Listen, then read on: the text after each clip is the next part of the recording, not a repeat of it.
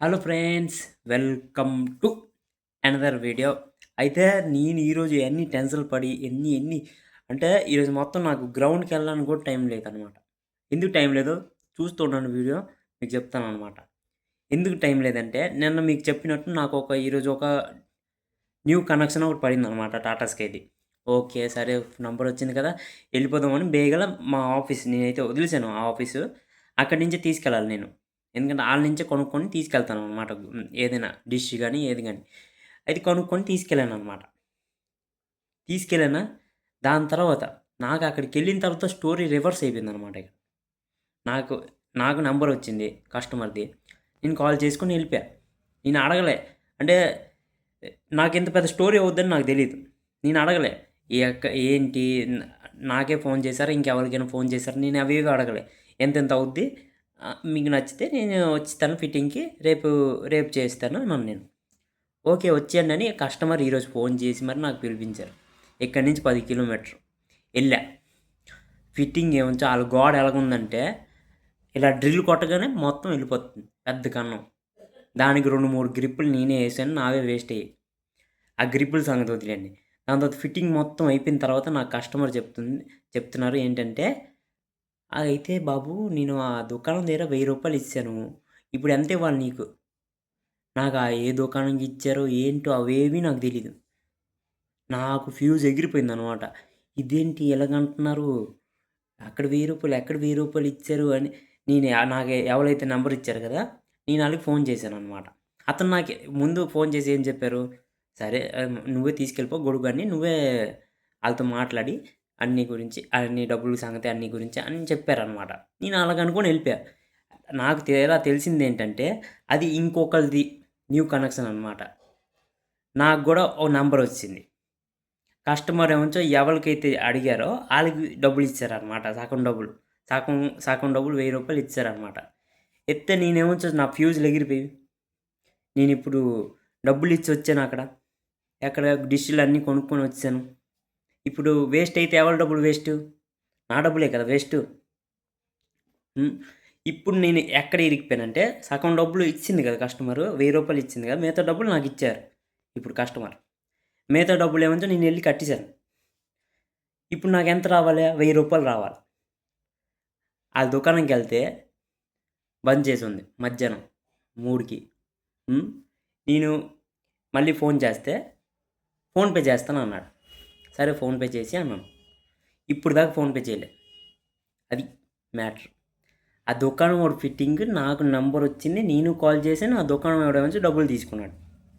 ఎండతో మనం కష్టపడితే ఆడిప్పుడు దాకా పోనీ ఆడు ఎంతో కొంత కట్ చేసుకొనైనా ఇవ్వాలి కదా డబ్బులు. ఈ దుకాణం వాళ్ళతో ఇదే ప్రాబ్లమ్ నాకు. నేనెప్పుడు ఇలాంటి తలనొప్పులతో పడను. ఎందుకంటే నాకు ఇలా జరుగుతదని తెలిస్తే నేను తెల్లారి నుంచి గ్రౌండ్‌లోనే కూర్చోవాడిని. కూర్చొని వీడియోస్ చేసుకోవాడిని. నాకెందుకు ఇంత తలనొప్పి?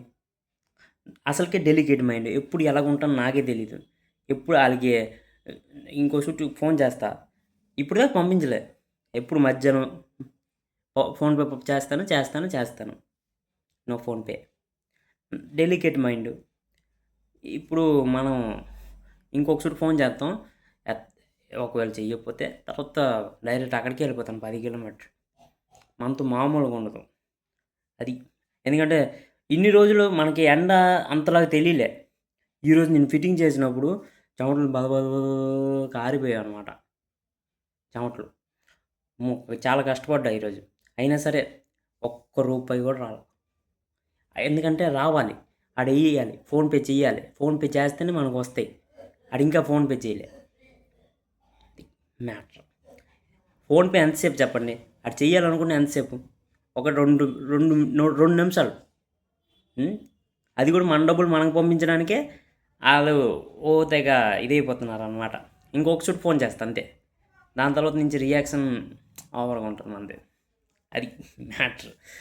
చలో, అదే నేను ఇంకా ఇంకోటి ఆలోచించాననమాట. ఏదో మర్చిపోతున్నాను ఈరోజు. ఏదో మర్చిపోతున్నానని ఆలోచించా ఇంత టెన్షన్‌లో. లాస్ట్‌కి ఇప్పుడు గుర్తొచ్చిందనమాట. వీడియోస్ మర్చిపోయానని. ఆ వీడియోస్ ఇప్పుడు చేస్తున్నాననమాట. అందుకే మన వీడియోస్ మాత్రం ఆగవు. ఆగవు. ఎంత పెద్ద తుఫాను వచ్చినా ఆగవు. ఎంత పెద్ద తలనొప్పి అయినా నాకు ఆగదు. వీడియోస్ అలవాటు అయిపోయిన తర్వాత నాకు బుర్ర నిండా వీడియోసే తిరుగుతాయి అనమాట. ఈరోజు వీడియోస్ చేయలేదు, ఈరోజు వీడియోస్ చేయలేదు, ఎలాగైతే చేసేయాలి, ఎలాగైతే చేసేయాలని చేశాననమాట. ఇప్పుడు ఫైనల్లీ ఇప్పుడు టైం ఎంత అవుతుందో తెలుసా? ఆగండి చెప్తా. 7 అవుతుంది. 6:54 7 అవుతుంది. 7కి నేను ఈ వీడియో తెస్తున్నాననమాట. అది.